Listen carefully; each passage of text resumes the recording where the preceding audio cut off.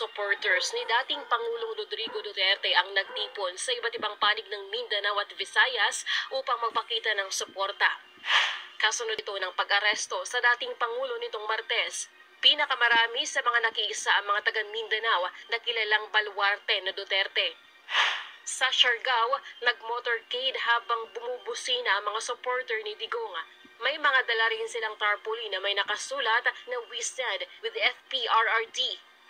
Nagsagawa naman ng prayer rally kagabi ang mga pro-Duterte sa Bislig City, Surigao del Sur. Sa Cotabato City, nagdulot ng matinding trapiko sa kalsada ang pagdagsa ng mga Muslim at non-Muslim supporters sa public plaza.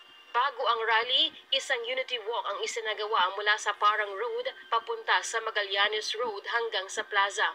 Ayon sa Philippine National Police, inorganisa ng mga vloggers ang naturang rally na dinaluhan ng halos 4,000 individual. Sa Tacurong City, Sultan Kudarat naman, nag-ingay at nagprotesta ang mga supporters bilang pagpapakita ng kanilang pagkadismaya sa nangyari. Sa Cagayan de Oro City naman, nagsagawa ng motorcade ang mga supporters. Sa Davao City na hometown ni Duterte, isang candle lighting at prayer rally ang isinagawa ng 3 barangay upang ipakita ang kanilang pagsuporta sa dating Pangulo. Umaasa mga ito na makababalik ng ligtas sa Pilipinas ang dating presidente.